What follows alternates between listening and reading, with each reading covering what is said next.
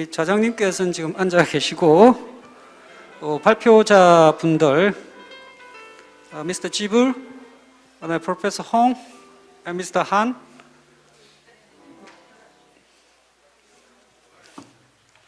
발표자분들도 모두 단상으로 올라와 주시면 감사하겠습니다. 그래서 오늘의 발표자분들과 온라인 발표자분 그리고 패널 그리고 외국에서 온라인으로 줌으로 들어오신 분들 모두 줌을 통해서 그리고 현장 온오프 겸해서 종합 토론이 이루어지겠습니다. 지금부터 제10회 북극항로 국제세미나 마지막 프로그램인 종합토론을 시작하겠습니다. 종합토론은 한국해양수산개발원 이성은 본부장님께서 담당해 주시겠습니다. 본부장님. 네, 안녕하세요. 한국해양수산개발원의 이성우입니다. 벌써 3년, 4년, 5년 차에 지금 계속 마지막 마무리 자장을 하고 있습니다. 우선 이렇게 초대해 주신 우리 영산대학교 관계자분과 홍성훈 교수님께 감사드리고요. 오늘 긴 시간 다양한 이야기를 가지고 이야기가 진행됐습니다. 아마 첫 번째 했을 때보다 더 그리고 두 번째보다 더 그리고 오늘 매우 또 진보된 실질적인 이 북극항로의 이용에 대해서 이야기를 한 것 같습니다. 초기에는 단순하게 이 북극항로를 오가면서 어느 정도의 편익이 있을까, 주로 어떤 리스크가 있을까에 대한 이야기가 대부분이었다면 이제 작년 그리고 올해는 더욱 진화되어서 이제 북극항로의 단순한 경제적 이익이나 어떤 문제가 아니라 그 문제를 어떻게 해결하고 또 어떤 기술들이 이거를 지금 적용되고 있거나 사용되거나 아니면 사용을 하기 위해서 어떤 연구들이 진행된다는 내용들을 주로 이야기를 해주셨습니다. 또 특히 이번 이 발표에서 또 의미 있다고 볼 수 있는 것은 주로 이제 NSR, 그러니까 북극항로에 가장 많은 해안 면적을 가지고 있는 이 러시아 쪽에서 어떤 노력을 기울이고 있는지에 대해서 우리 기조 발표를 해주신 블라디슬라브 지불 이 현장 감독관님의 에너지 수송부터 시작해서 인프라 관련된 이야기 또 관련된 평가 정책 등에 대해서 여러 이야기를 해주셨고요. 뒤에는 과학 기술에 대한 이야기, 또 방한 기술, 또 조선에 관련된 기술, 그리고 운항 서비스라든가 또 마지막으로 또 우리 홍성훈 교수님께서 이 북극항로의 환적 허브 건설을 어떻게 하고 어떻게 진행이 되고 있고 한국이 어떻게 해나가야 할지에 대한 제언까지도 해 주신 것 같습니다. 그래서 자장의 가장 큰 역할이자 덕목은 시간을 이제 완벽하게 지키는 부분이라서 제 이야기는 조금 여기서 줄이도록 하고요. 우선 이 토론을 하기로 되어 있는 세 분이 계십니다. 한 분은 노르웨이의 로드 유니버시티의 이제 구나슨 박사님, 그리고 또 두 번째는 저랑 오랫동안 일을 같이 해왔던 우리 홋카이도 유니버시티의 오츠카 나루시코 박사님, 그리고 세 번째는 우리나라 선사에 또 임원을 맡고 계시는 우리 박석태 상무님을 모시고 토론을 좀 하도록 하겠습니다. 그러면 우선 구나슨 박사님을 통해서 오늘 우리가 이야기됐던 주요 내용에 대해서 한 과학자로서 또 노르웨이의 입장에서 진행됐던 내용에 대한 어떤 코멘트라든가 아니면 여기에 대해서 또 어떤 질문이 있으시면은 오늘 또 이 발표자들께서 나와 계시니까 그 부분에 대해서 우선 먼저 코멘트를 좀 부탁드리겠습니다. 다행히 토론자분들이 세 분밖에 안 계시는 관계로 제가 한 10분 정도 필요하신 만큼 이야기를 해주시면 될 것 같습니다. 네, 구나슨 박사님 부탁드리겠습니다.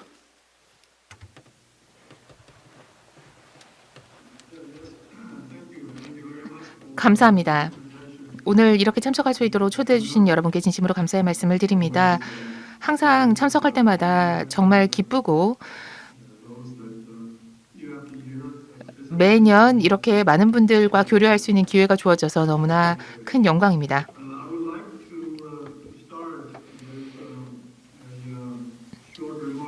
저는 먼저 간략하게 국제 해운에 대해서 북극항로 국제 해운에 대해서 말씀을 드리고 싶습니다. 러시아 기업들의 국제 해운뿐만 아니라 네, 러시아 항만에서 출발을 하는 그런 해운을 의미하는 것인데요. 해운 인프라 개발은 특히 북극 항로 지역에 있어서 신속하게 이루어지고 있으나 이것은 너무나 필요한 일이기도 합니다. 에너지 자원과 다양한 천연 자원이 방대하게 매장이 되었기 때문입니다. 그렇기 때문에 러시아의 조선 산업 그리고 러시아의 해운 산업에 있어도 굉장히 중요합니다. 북극 지역에 러시아의 자원 추출 기업들이 자체적으로 원자재라든지 이런 것들을 수송하기 위한 인프라를 개발해 나가고 있기도 한데요. 그렇다면 비러시아 해운 기업들의 역할이 이 지역에서 계속해서 줄어들고 있습니다. 지난 수년간 이런 현상이 두드러지고 있고요. 하지만 러시아는 해외 인프라 투자가 필요합니다. 대형 선사들이 항만 시설에 대규모 투자를 하게 되고 자체적인 물류 작업 운영을 지원하게 됩니다. 이렇게 하기 위해서는 먼저 항로가 확립이 돼야 되는데요. 그런데 국제 선사들은 이미 전통적인 항로를 이용하고 있기 때문에 장기간 활용을 해왔던 물류 네트워크에서 벗어나는 행위를 하지 않을 겁니다. 그렇기 때문에 러시아 기업들은 연중 운항만이 자원 추출이라든지 개발 사업을 통해서 연중 운항을 할 수 있어야만 국제 해운 산업이 제대로 된 관심을 보이게 될 것이다 라는 결론에 도달하게 된 것 같습니다. 러시아는 주기적인 연중 운항이 북극 항로에 있어서 아마도 2025년부터는 하나의 규범이 되지 않을까라고 생각을 하고 있는데요. 하지만 국제 통항이 저절로 늘어나는 게 아닙니다. 러시아가 국제 통항과 환적의 증가를 독자적으로 결정할 수는 없습니다. 그렇기 때문에 정치적인 관심만으로는 부족하고 러시아의 정책적인 그리고 규제 기반이 우호적으로 마련이 되어야 되고요. 국제 해운 산업이 그리고 화주들이 대규모 투자를 하면서 북극 항로를 이용하는 상황이 아직까지는 벌어지지 않고 있습니다. 뿐만 아니라 러시아의 장기적 정책에 대해서 불확실성이 상존하고 있습니다. 러시아의 취향이 달라지지는 않을까, 혹은 이 북극 항로에 대해서 독점적인 입장을 취하고지는 않을까 하는 우려가 있습니다. 국제 선사들의 경쟁을 도모하는 것이 아니라 우리 경쟁을 저해하지 않을까 하는 우려가 남아있는 것이죠. 유럽 선사들이 북극 항로를 주로 사용하고 있고 아시아 기업들의 참여는 제한적입니다. 원자재를 북극 항로로 수송을 하면서 이제 유럽 항만으로 수송을 하는 것이 이제는 아시아로까지 확대가 될 수 있어야 하고 빈도도 높아져야 합니다. 북서 유럽 기업들이 동절기에 발트해에서부터 이 해빙 상태에서 수송을 하고 있고요. 그리고 하절기와 춘기에 가을에 이렇게 북극해를 이용하고 있는데요. 그런데 유럽 기업들도 중량물들을 해상 지원을 통해서, 그러니까 준설자가 같은 것들을 통해서 수송을 하기도 하는데요. 그런데 이미 이런 부분에 있어서 전문성을 갖추고 있기 때문에 이런 전문성을 러시아 북극에서 북극 개발을 위해서 상당히 많이 요구를 하고 있고 앞으로도 이런 수요는 계속해서 유지될 것으로 보입니다. 북극 항로 사용에 있어서 국제 항로로서의 해운 항로로서의 제한은 선박 크기도 다르고 사용이 되는 어떤 선박의 유형도 다르다는 것입니다. 하지만 국제 선사들은 네빙 등급 선박의 스팟 거래만을 위해서 투자를 하지는 않을 겁니다. 연중 운항이 불가능한 상황이니까요. 그래서 지속적인 화물이 발생을 해야 되고 그리고 안정적인 프레임워크가 구축이 돼야 됩니다. 연중 운항이 가능이 됩니다. 그래야 내빙 선박에 투자를 하게 될 것입니다. 일부 기업들의 경우에는 대중의 우려 때문에 그러니까 환경적 리스크 때문에 북극 항로 사용을 주저하고 있습니다. 하지만 항로 거리 자체가 짧기 때문에 결국은 환경 오염과 배출을 줄일 수 있다고 주장을 합니다. 또한 LNG를 연료로 사용하게 되는 선박이 도입되면서 결국 북극 항로 사용에 대한 우호적인 견해가 형성되고 있습니다. 결국은 글로벌 해양 산업이 결정을 하게 될 것입니다. 운항 거리가 짧고 안정적이고 효율적이고 환경적으로 건전한가 그리고 경제적으로도 타당한가를 결정하게 될 것입니다. 다른 모든 항로들과 비교를 하게 되겠죠. 네, 이것으로 제 코멘트를 마무리하도록 하겠습니다. 감사합니다. 권하순 박사님 감사합니다. 국제 해운 관점에서 정확하게 러시아가 해야 될 어떤 방향성과 또 그렇게 돼야지만 이 항로를 이용할 수 있는 선사들 또 기타 관련된 이 항로 관련된 기업들이 참여를 할 수 있다라고 지금 말씀을 해주셨는데요. 특히 지금 이 북극 항로에서 러시아 해운 기업의 역할이 감소하고 있다는 부분은 우리가 좀 눈여겨봐야 될 것 같습니다. 러시아 해운 기업의 역할이 감소한다는 것은 이게 러시아 입장에서 상당히 불리한 상태가 될 수가 있고요. 두 번째는 이게 또 항만 시설이 필요한데 글로벌 항만들은 대부분 선사들 그리고 하역사들이 주로 개발합니다. 그리고 벌크 항만 같은 경우에는 이제 화주들이 개발하는 경우도 있습니다만 지금 이 상황에서 이 불확실한 항로의 자원 개발은 러시아가 주로 하고 있는 이런 상황에서 이 항만을 누가 개발할 것인에 대한 정확한 문제점을 이야기해 주셨고요. 또 이 항로를 지금 러시아가 독점적인 자기 영역의 연안 항로라고 이야기해 버릴 경우 이 대부분의 선사들이 이용을 안 할 수 있다는 어떤 정치적인 리스크 부분도 우리가 좀 같이 고민을 하면서 러시아가 어떻게 대승적으로 이 부분을 엮어 나가야 될지에 대한 이야기, 말 그대로 스팟 항로에 대규모 돈을 투자해서 세빙선이나 내빙선을 건설할 그런 기업이 없다는 부분도 상당히 또 날카롭게 지적을 해 주신 것 같습니다. 북극 항로는 분명히 중요한 미래의 게임 체인저입니다. 그런데 여기에 주어진 경제성을 이루기 위해서는 아직 여러 가지 문제점들이 있는 거를 이제 우리 권하선 박사님께서 이야기를 해주셨는데요. 이제 권하선 박사님은 주로 이제 북극 2사국에 포함된 노르웨이 입장에서 또 이야기를 해주셨는데.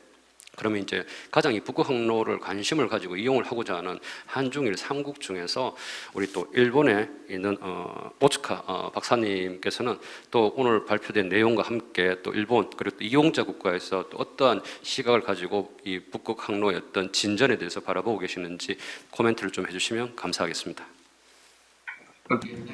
네, 지금 소리가 들리시나요? 네. 네, 제가 말씀드릴 내용은요. 과연 무엇이 이 북극 항로의 상업적인 요소를 누가 결정을 하는지 말씀을 드리겠습니다. 2019년에 100건 이상의 그런 환적 그리고 통항이 이루어졌습니다. 대서양과 태평 사이에서 이루어져 있는데요. 이 모든 것들이 일시적인 그런 통항이었습니다. 그리고 기본적으로 그 대부분의 항해 같은 것들이 성공적으로 완성이 되었는데요. 큰 그런 딜레이나 문제 없이 이루어졌습니다. 그리고 이제 경험이 축적되면서 이 해운 산업에서는 점점 더 실질적인 그런 지식을 바로 이 북극 항로에 있어서 얻게 되었습니다. 이런 경험이 쌓이게 되면서 바로 이 북극 항로에서의 항행이라는 것은 무엇이 그 결정 요인이 되는지를 한번 말씀을 드려보겠는데요.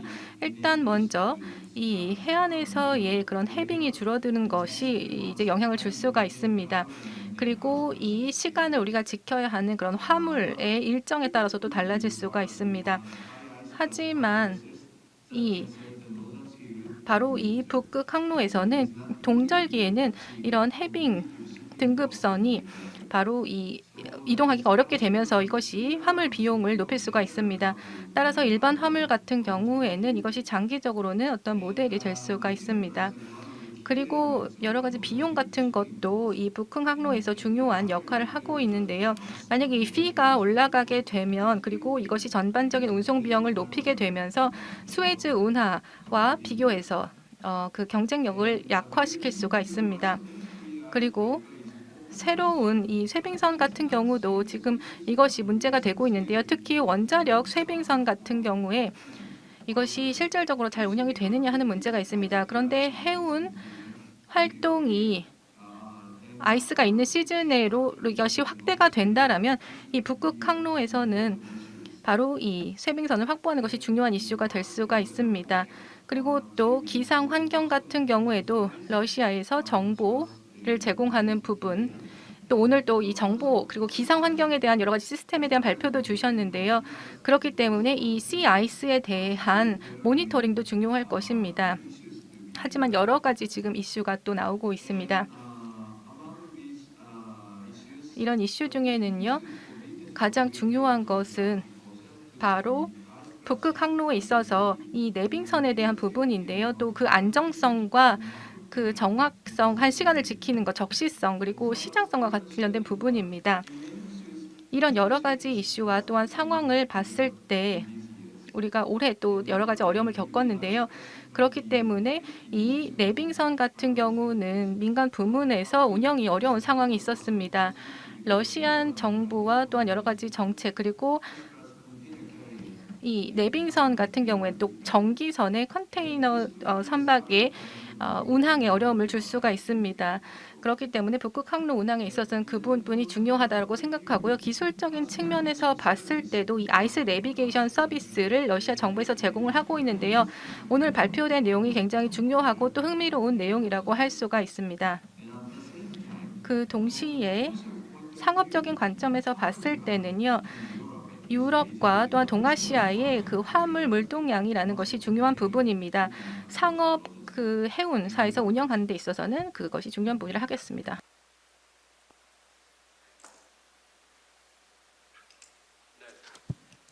네, 오초카 박사님 감사합니다. 좀 일반적으로 우리가 알고 있던 이 북극 항로의 어떤 요인 중에서 좀 몇 가지 좀 더 필요한 부분들을 좀 더 강조를 좀 해주셨고요. 오늘 발제해 주신 내용 중에서 이 러시아 쪽에서 지금 제공하고자 하는 기상환경 데이터, 특히가 씨아이스의 모니터링 부분에 대해서 상당히 좀 중요하다고 이야기를 해주셨습니다. 요 방금 코멘트 해준 내용 중에서 제가 조금 눈여겨보는 부분은 이제 쇄빙선하고 내빙선, 특히 이번에 해빙된 얼음들이 좀 교란이 많이 일어나서 원래 한 30일 걸리던 것이 50일 이상 걸렸다는 부분에서 우리가 이렇게 상황이 계속 반복이 된다면 민간의 어떤 참여는 상당히 제한될 수밖에 없다는 부분입니다. 그 부분을 이제 안정성과 이제 정시성에 대한 이야기를 해주셨습니다.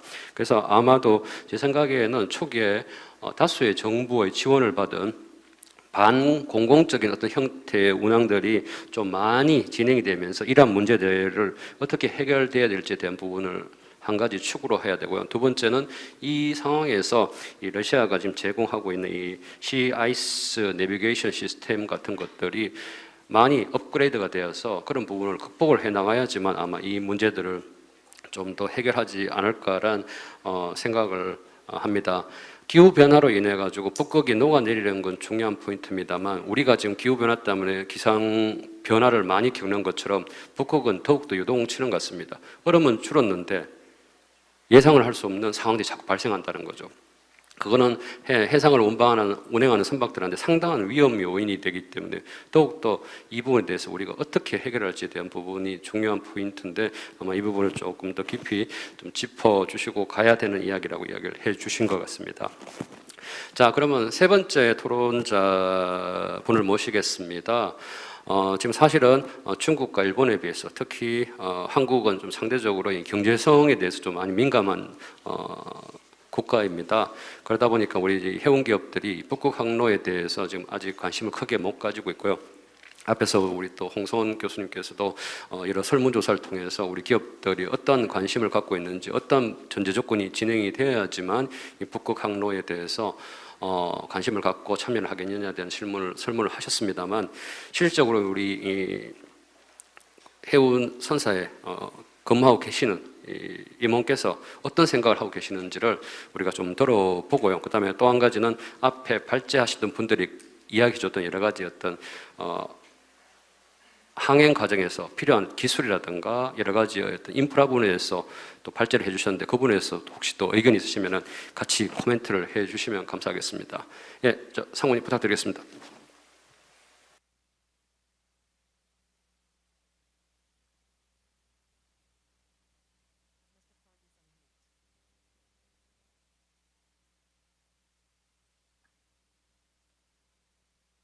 안녕하십니까. 예, 우선 오늘 토론에 초대해 주셔서 감사합니다. 저는 장검상선 운영본부에 근무하고 있는 박수태 상무입니다.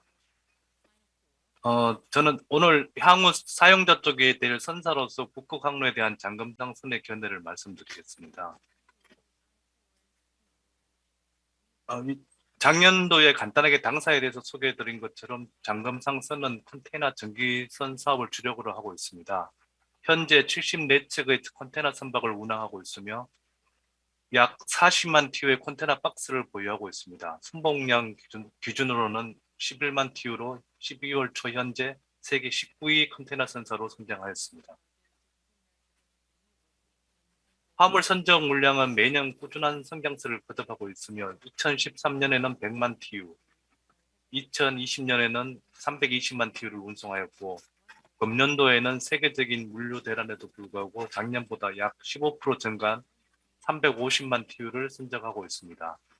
특히 올해는 동남아, 중국, 일본, 한국에서 동북 러시아향 물량이 뚜렷한 증가세를 보이고 있으나, 최근 들어 러시아 동쪽 항만인 블라디보스톡항 및 보스토치니항의 극심한 채선으로 추가 선박을 투입하지 못하여 화물을 처리하지 못하고 있는 실정입니다.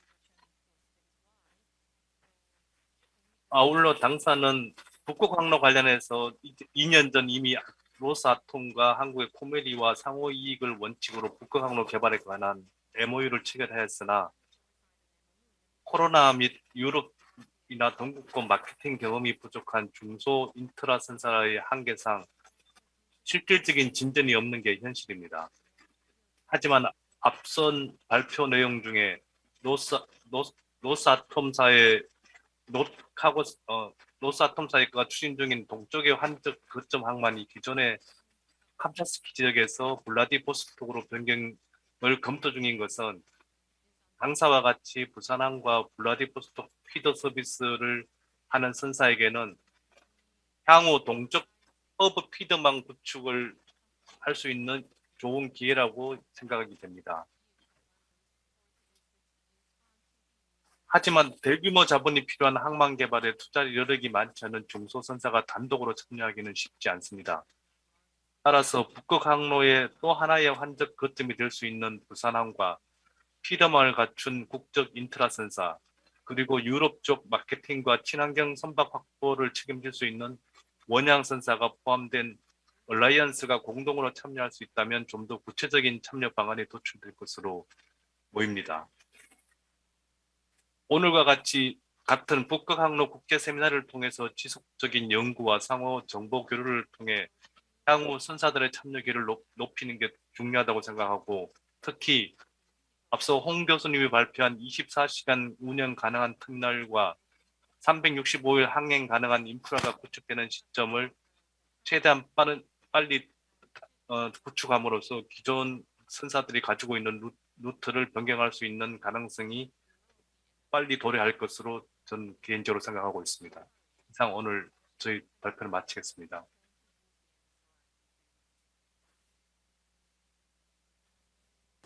네, 박 사모님 감사드립니다. 장검의 입장, 그러니까 우리나라의 중소선사의 입장에서 이 북극 항로를 바라보는 시야를 조금 바라볼 수 있을 것 같습니다. 장검 입장은 솔직히 북극 항로의 운항은 상대적으로 어렵다는 입장인 거고요. 참여를 하더라도 우리나라의 어떤 대형 선사와 얼라이언스를 통해서 공동으로 진행되는 부분에서 가능하다는 부분, 그리고 원양 선사의 또 입장에서 당연히 이제 블라디보스토크 항이 커지게 되면은 거기서 나올 수 있는 어떤 물동량, 피도 물동량의 증가가 이제 본인들의 어떤 비즈니스에 영향을 더 제고하지 않을까라는 이야기를 주로 중심적으로 이야기를 해주신 것 같습니다. 러시아가 계속 이제 피도 항로, 그러니까 셔틀이죠. 이 북극 항로를 세빙선을 통해서 셔틀로 이동을 하고 무르만스크에서 페브로스키 캄차트카 항 사이를 오고 가면서 이 세빙선은 그 구간에서 운행을 하고요. 일반 해에서는 세빙선이 아닌 내빙선 내지는 일반 선박이 나머지 구간을 맡아서 하는 이제 셔틀 개념을 이제 이야기를 한 지 한 5, 6년이 지났습니다. 그런데 이제 오늘 우리 홍 교수님 말씀을 들어보면은 그 셔틀의 어떤 끝점인, 그러니까 아시아점인 페브로스키 캄차트카 항이 아니라 상대적으로 블라디보스토크 항에 대한 어떤 비중이 더 많이 지금 이야기가 되고 있다는 부분은 좀 더 이제 북극 항로가 우리 쪽에 좀 더 밀접하게 지금 접근하고 있다는 생각인 것 같습니다. 또 반대로 이야기를 하면 러시아 입장에서는 지금 많은 고민을 하고 있는 것 같습니다.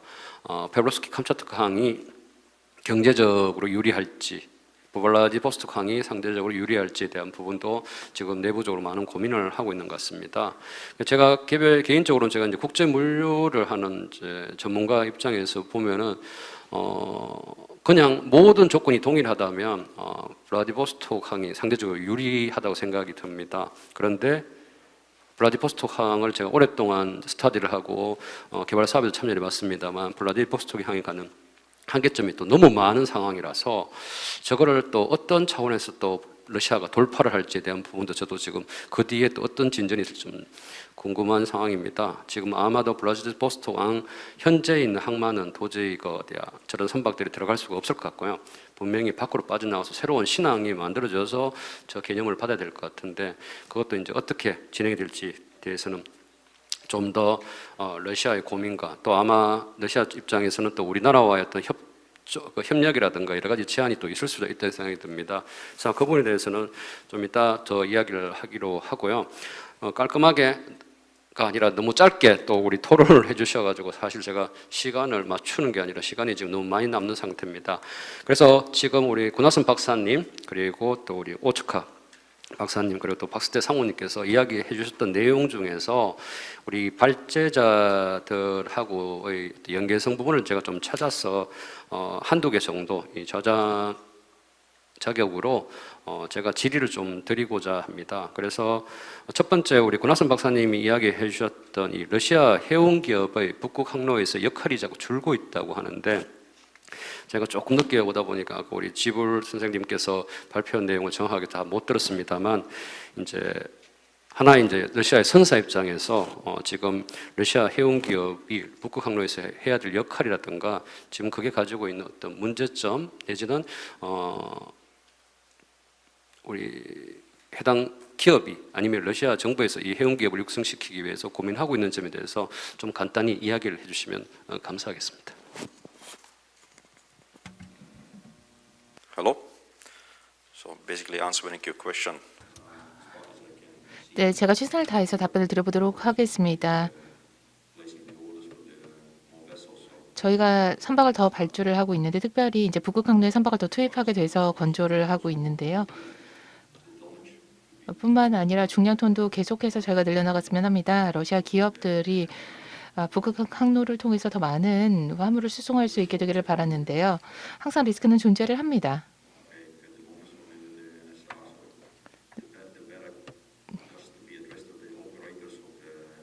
북극 항로의 그 운영사 입장을 좀 생각을 해보면 이런 리스크들이 존재를 합니다. 근데 최근에 에버그린호가 수에즈 운하에서 좌초됐던 상황이 있었죠. 이것 역시도 상당히 많은 문제가 발생을 했을 뿐만 아니라 이로 인해서 엄청난 손실이 발생하기도 했습니다. 이 부분에 대해서도 제가 좀 생각을 해봐야 될 것 같다라는 말씀을 드립니다. 네, 감사합니다. 지금 러시아 정부 그리고 또 기업들이 노력하고 있는 부분, 특히 선박 발주에 대한 부분, 그리고 또 운항을 늘리기 위한 여러 가지 리스크를 해결하기 위한 부분에서 이야기를 좀 해주신 것 같습니다. 그리고 마지막에 좀 의미심장하게 이야기해 주셨던 수에즈 운하의 3월달 이제 봉쇄권에 대해서 아마도 글로벌 우리 지름길이라고 하죠. 이 운하들 그리고 북극 항로들의 어떤 대안 루트를 가지고 있어야 되지 않냐는 이야기를 은유적으로 좀 이야기를 좀 해주신 것 같습니다. 그런데 이게 또 반대로 이야기하면 조금 전에 그 북극 항로를 이용하는 선박들이 운항을 하고자 했으나 이번에 30일에서 50일 늘어나는 상황 때문에 오히려 거꾸로 북극 항로를 이용하다가 수에즈 운하로 돌렸다는 상황도 동시에 발생을 하고 있습니다.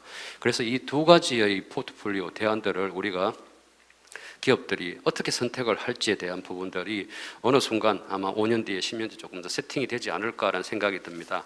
수에즈가 낫다, 북극 항로가 낫다가 아니다. 그 시점에 그 상황에서 어떻게 더 해결을 해야 될지 부분인데요. 뭐 지금은 상대적으로 제가 북극 항로가 상대적으로 조금 불리하다라고 좀 보고 있습니다. 그런데 어느 순간 되면은 북극 항로가 또 나름대로 자기만의 어떤 장점을 가지고 또 수에즈 운하의 충분한 대체 루트가 또 될 수도 있지 않을까라는 생각을 해 봅니다. 아마 그런 의미에서 우리 지불 선생님께서 그 마지막 이야기를 해 주신 것 같습니다.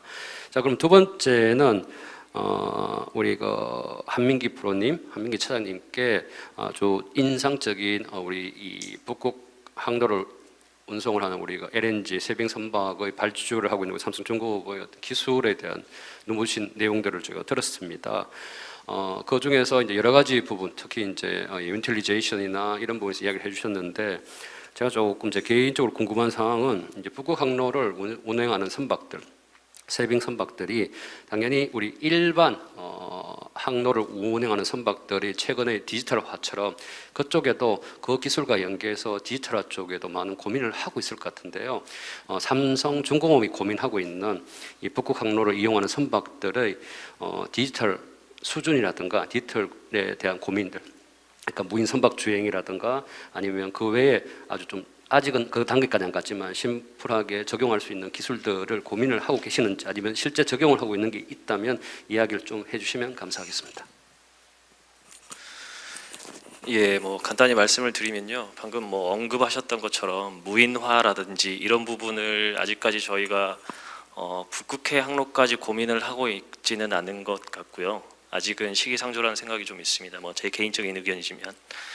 그렇고 뭐 기본적으로 저희가 북극해 항로 외에도 여러 다른 선박에도 그렇고 저희 디지털라이즈 돼 있는 저희 뭐 내부적으로 운항 관제 시스템이라든지 이런 부분들 어시스트하는 그런 시스템들을 개발을 해서 적용을 하고 있고요. 예, 그런 부분에 대해서 노력을 좀 하고 있습니다. 네, 아직 디지털화에 대한 북극 항로의 적용 부분은 좀 시간이 좀 더 걸릴 것 같다는 느낌을 제가 받았습니다. 물론 뭐 현재 지금 일반 항로에서도 이 적용하고 사용하는데 이게 아마 선박의 경우에 상호작용인 것 같습니다. 인공위성이라든가 통신을 할 수 있는 어떤 인프라가 있어야 되고요. 그걸 받아들여야 되는 또 항만 시설도 구비가 돼야 되는데 사실 현재 저희들 이야기하는 남방 항로도 이제 그 준비가 조금씩 서로 주고받으면서 이제 진전되고 있는 상태라서 북극 항로는 한쪽이 지금 비어 있는 상태와 비슷해서 아직 그 부분에 대해서는 고민을 좀 덜 하고 있는 것 같습니다. 자, 그러면 제가 세 번째 우리 홍성 교수님께 조금 말씀을 좀 드리겠습니다.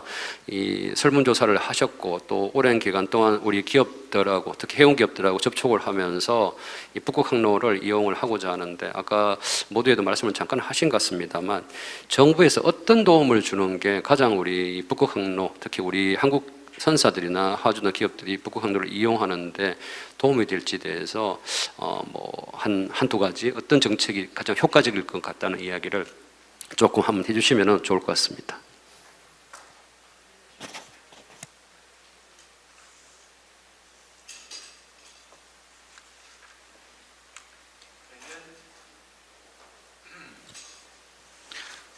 음.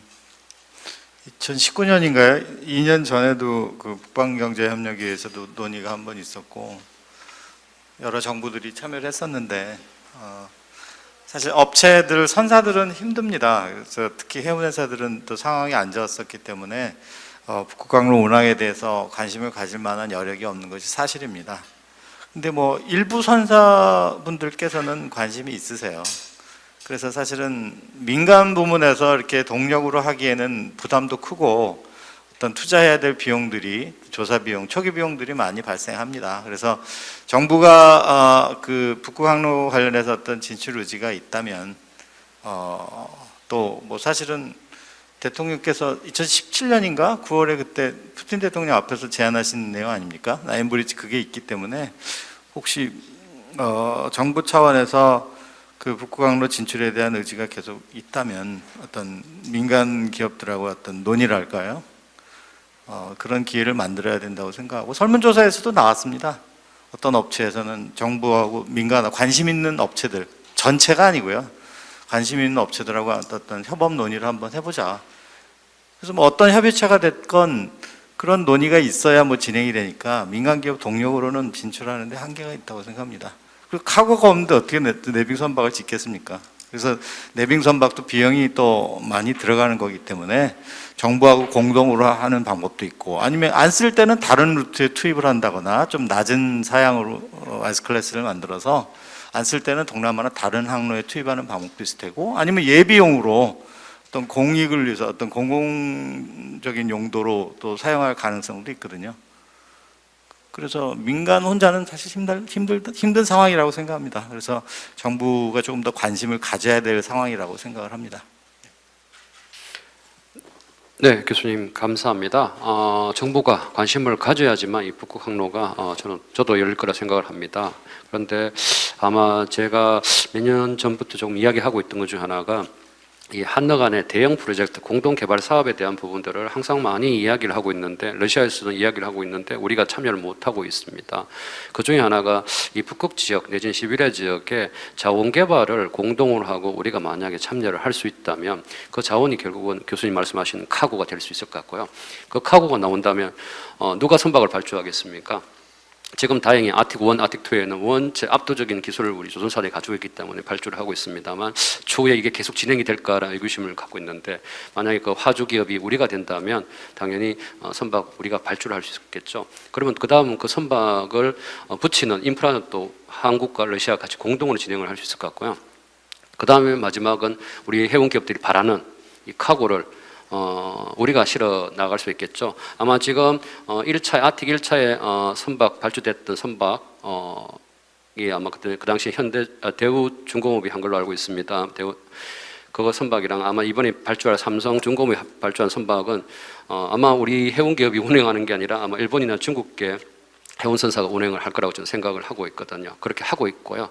그래서 그런 부분에서 우리가 조금은 터닝 포인트를 조금 과감하게 크게 이야기를 좀 해야 될 것 같고요. 특히 우리 그 홍 교수님 같은 이쪽 분야의 전문가께서 조금 큰 목소리로 다음 정부에다가 그런 부분을 우리가 그러니까 카고가 확 튀어나올 수 있는 전향적인 제안들을 좀 하시면 어떨까라는 생각을 제가 조금 조심스럽게 말씀을 좀 드려봅니다. 자, 전체 한 라운드를 돌았습니다. 그래서 보통 보면은 이제 인터넷에서 이제 질문 올려주신 내용을 받아서 제가 질문을 하거나 아니면 플로에서 질문을 받는 걸로 지금 보통 진행을 하는데요.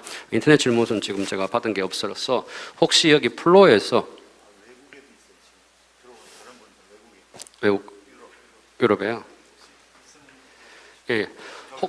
네, 혹시 지금 실시간으로 온라인으로 들어와 있는 외국 발제자들이나 혹시 또 이 토론에 참여하고 싶은 분께서는 질문이나 아니면 또 코멘트 같은 것들을 해주시면은 저희들이 듣도록 하겠습니다. 예, 좀 부탁드리겠습니다.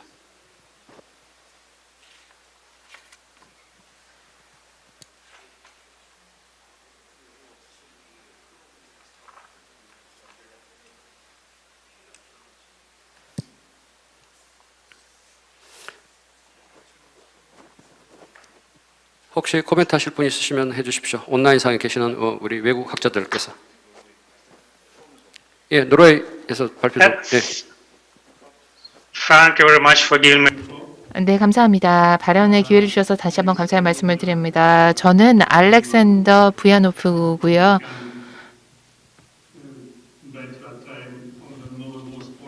제가 북방 한계 지점에 있습니다. 아마 제가 참석한 사람 중에서 가장 그 높은 부기에서 지금 참석을 하는 게 아닌가 싶습니다. 네, 발표를 들으면서 정말 흥미로운 내용을 많이 배울 수가 있었습니다. 제가 이런 모든 분들에 대해서 사실 말씀드리고 싶은 얘기가 많은데요. 저는 미하일 그리고리에프님의 발표를 들으면서 정말 원대한 계획이구나라는 생각을 했습니다. 석유와 가스, 석탄 생산 설비를 건설을 한다라고 말씀하셨고, 이제 이것을 북극 항로를 통해서 수송을 하고자 한다라고 말씀을 하셨는데요. 그런데 패널들께서도 말씀을 해주셨던 것처럼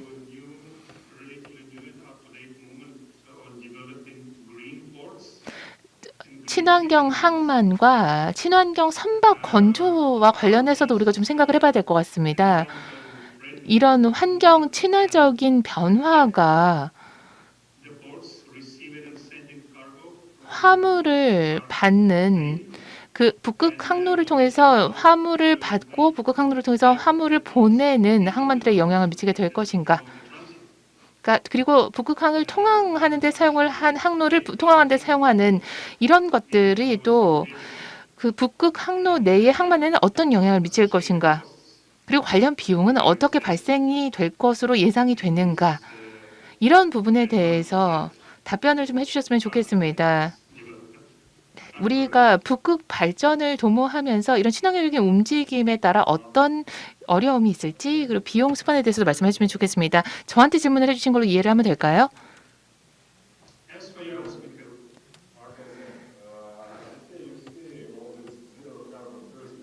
네, 탄소 중립을 위한 여러 가지 움직임이 그게 뭘 의미하는지 우리가 아직 제대로 이해를 하지 못했다는 생각이 듭니다. 탄소 배출을 수송 과정에서 얼마나 발생하는지 이런 부분에 대해서 우리가 계속 이야기를 하고 있는데요. 그렇다면 지금 뭐가 필요하고 어떤 대안이 있는지를 생각을 해봐야 됩니다. 그런데 정말 탄소 배출을 하나도 하지 않는 연료가 있느냐? 그렇지는 않습니다.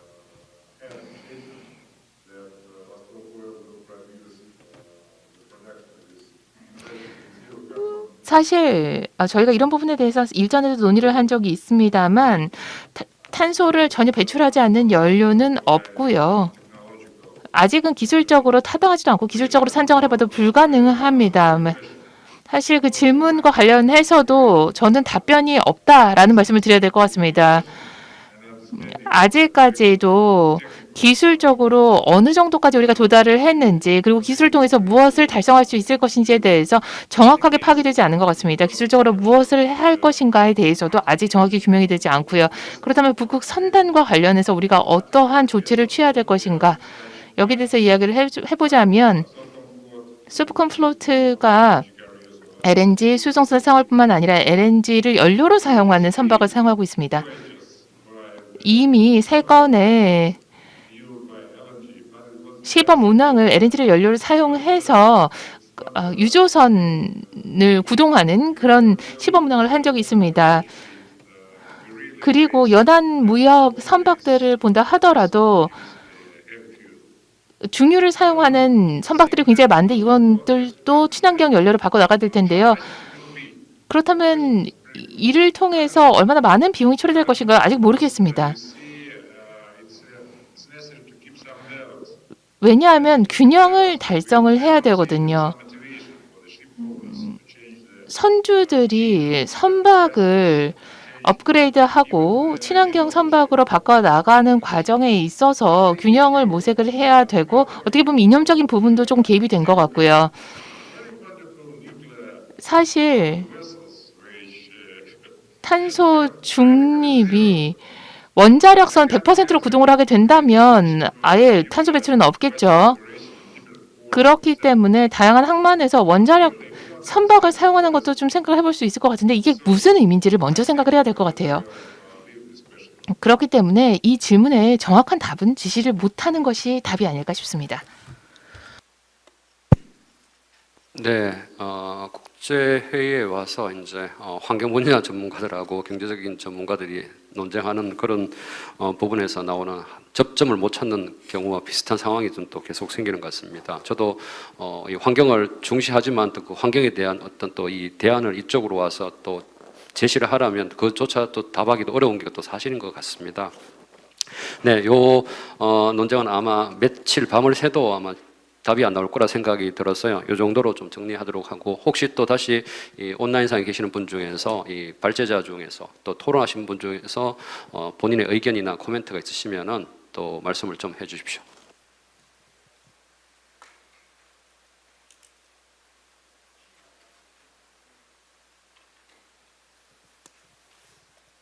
네, 시간이 저희들이 마칠 시간이 이제 9분 정도 남았습니다. 그래서 예, 또 의견을 안 받는 걸로 하고요. 혹시 플로어에서 질문을 꼭 하셔야 되겠다고 생각하시는 분 있으실 거라고 저는 생각을 했었습니다. 예, 우리 박 교수님 마지막 질문으로 제가 받도록 하겠습니다.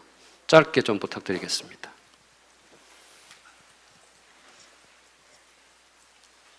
예, 저는 뭐 질문은 조금 길 수 있지만 답은 굉장히 짧습니다. 예, 저는 그 군나드 교수님께 질문을 드리고자 합니다. 이 북극의 항로가 기존에 이제 그 수에즈 경유 아시아 유럽 서비스에 대해서 경쟁력을 가지기 위해서는 시간과 비용 두 조건 모두가 동시에 충족이 돼야 됩니다.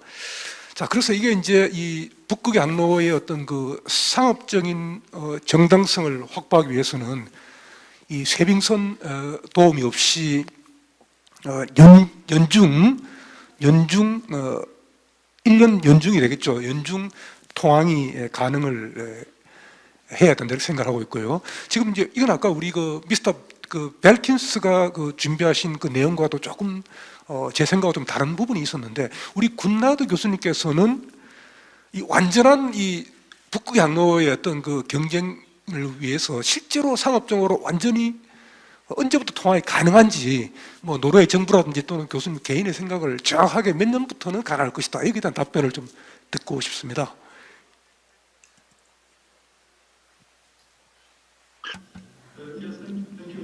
네, 질문 감사합니다. 러시아의 여러 소식통들에 의하면 이 쇄빙선 지원이 충분해지는 것이 우리가 이 북극 항로에서 연중 운항을 하는데 중요한 것이 바로 2030년 말로 보고, 그러니까 2030년으로 보고 있습니다. 그러니까 이런 쇄빙선의 지원이라는 것은 특히 상업 선사에 있어서 매우 중요한 부분인데요. 특히 이러한 지원이 매우 중요합니다. 특히 굉장히 전반적인 인프라에서도 중요한 지원이 되고 있습니다. 하지만 또 아까 언급되었던 부분은 여러 가지 다른 요인들이 있다라는 겁니다. 중요한 이 상업적인 그런 국제 여러 해운사에 있어서는 중요한 것이 있는데요. 특히 이 화물 기반이 또 중요합니다. 이 화물 베이스가 이 북극 항로를 운항하는 것이 연중으로 운항되는 것이 지금 어느 정도인지 파악이 되지 않았습니다. 그리고 이것은 우리가 정말 명확히 파악해야 되는 부분이 되겠습니다. 그 부분에 대해서도 또 연구를 하는 분들도 계신데요. 그리고 또 다른 요소들도 있습니다. 여기 영향을 끼치는 다른 요인들을 보면 이 항로가 그냥 안전하고 이것을 운행 가능한 것뿐만이 아니라 안전성을 분명히 확보해야 되는 것, 가장 우선순위로 삼아야 되는 부분, 그리고 방법을 찾아야 하는데요. 이 딜레이를 줄일 수 있는 방법도 필요합니다. 아주 구체적인 이 기상 상황에 대한 예측과 또한 서비스들을 제공을 해야 되는 것입니다. 거의 실시간으로 이런 정보들이 제공이 돼야 하고요. 그리고 기상 상황과 예측 또 해빙 상황에 대한 것들이 필요합니다. 그리고 굉장히 많은 논의가 지금 또 환적 커브에 대해서도 이루어지고 있는데요. 지금 특히 컨테이너 운송 같은 경우에는 비용이 소요됩니다. 그리고 추가적인 시간을 또 고려해야 되기 때문에 또 아직 연구가 충분히 되지 않은 분야가 있는데요. 이런 환적에 대한 경제성을 북극 항로에서 우리가 연구해야 되는 것입니다. 앞으로의 방향성이죠. 러시아의 선박들은 이 환적 특히 뿐만이 아니라 이러한 그 아시아에서 유럽까지 이 모든 그 해빙 선을 이제 내빙 등급선을 운영을 해야 되는 것입니다. 따라서 이 환적에 있어서의 그런 경제성 같은 것도 다시 고민을 해봐야 되겠습니다. 그래서 여러 가지 요인이 있다라고 말씀을 드릴 수가 있는데요. 그리고 예측 가능한 그런 기상 정보들 그리고 관리와 행정 시스템 같은 것들도 필요하다라고 할 수가 있겠습니다.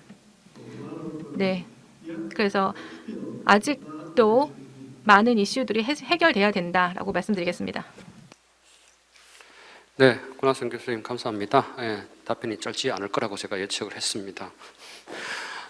이제 거의 마무리를 해야 될 시간이 왔습니다. 다행히 시간은 더 지킬 수 있을 것 같습니다. 제가 마지막 조금 코멘트를 좀 드리면 방금 마지막 질문에 연계해서 부분인데요.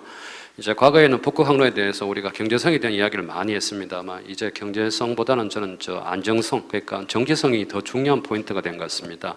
특히 이번에 이 북극 해 쪽에 기후 변화로 인해서 이 얼음이 많이 녹아내렸는데 얼음 상태가 나빠가지고 선박들이 운항을 못하는 이런 문제들은 아마 내년, 내후년 계속 반복될 겁니다. 이제 선박이 북극 항로를 통과의 문제가 아니라 안전하게 어떻게 통과할 것인가. 그게 아마 지금 아까 우리 노르웨이에서 어떤 분이 질문하셨던 것처럼 친환경의 북극 항로 이용의 가장 핵심 요인이라고 생각됩니다. 지금 우리가 조금은 아이러니한 지금 대화를 하고 있습니다. 북극 항로에 오고 가고 있는 이 화물들은 원유, 그다음에 석탄, 광물 이야기하고 있으면서 우리는 탄소 중립을 이야기하고 수소 연료를 이야기 지금 하고 있는 상태입니다. 아마 하루 아침에 모든 게 바뀌지는 않을 겁니다. 모든 건 단계적으로 진행이 될 거라고 저는 생각을 하고 있는데요. 그 과정 속에서 이 북극 항로가 시대의 흐름, 그러니까 탄소 중립이라든가 디지털이라든가 또 어느 정도 보조를 맞추면서 나가야지만 우리가 지금 이야기하고 있는 이 경제성과 또 아까 중요하다고 이야기했던 이 안정성을 동시에 추구를 하게 되고 그게 결국은 친환경 운항이나 친환경 항만을 만드는 시작점이 되지 않을까 해서 그 부분을 오늘 제 마지막 결론으로 여러분들한테 이야기를 드리면서 오늘 이 긴 시간 이 세미나를 마치도록 하겠습니다. 모두 참석해 주신 분들이 감사드리면서 조심히 추운 날씨에 돌아가시길 바라면서 저희 이 세션을 클로즈하겠습니다. 감사합니다. 본부장님 대단히 감사합니다. 이것으로 제10회 북극 항로 국제 세미나 모든 행사를 마치겠습니다. 온라인 특히 노르웨이, 러시아에서 새벽에 일어나서 온라인으로 참석해 주신 분들께 발표자, 토론자 분께 모두 감사드립니다. 추운 겨울 안녕히 돌아가십시오. 감사합니다.